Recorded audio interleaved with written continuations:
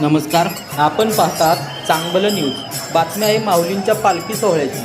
माऊली माऊली विठ्ठल नामाचा गजर करत टाळ मृदंगाच्या निनादात संत ज्ञानेश्वर महाराजांच्या पालखी सोहळ्याचे आज सातारा जिल्ह्यातील पाडेगाव तालुका खंडाळा येथे आगमन झाले।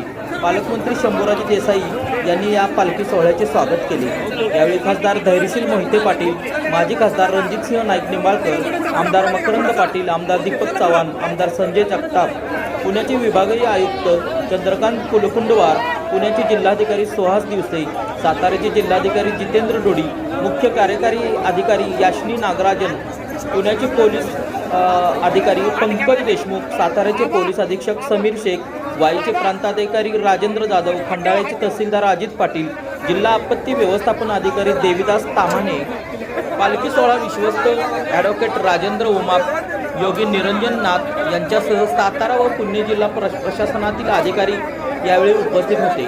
पालकमंत्री शंभूराज देसाई यांनी संत ज्ञानेश्वर महाराजांच्या पादुकांचे दर्शन घेतले। पोलीस विभागाने पालखीला मानवंदना दिली। पालखीच्या सातारा जिल्ह्यातील आगमनावेळी माऊलींच्या पादुकांना नीरा नदीत स्नान घालण्यात आले। आज सायंकाळी व उद्या पालखीचा मुक्काम लोणंद येथे असणार आहे। दरम्यान पालकमंत्री शंभूराज देसाई यांनी पालखी सोहळ्यातील वारकऱ्यांना फराळ वाटप केले। वारकऱ्यांनी या फराळाचा आस्वाद घेतला।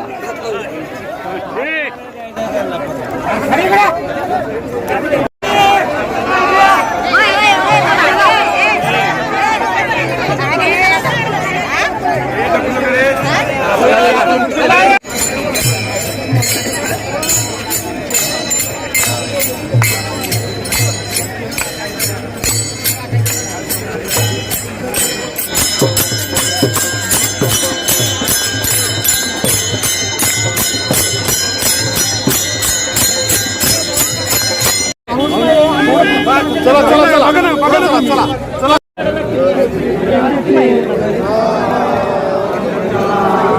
खाली खाली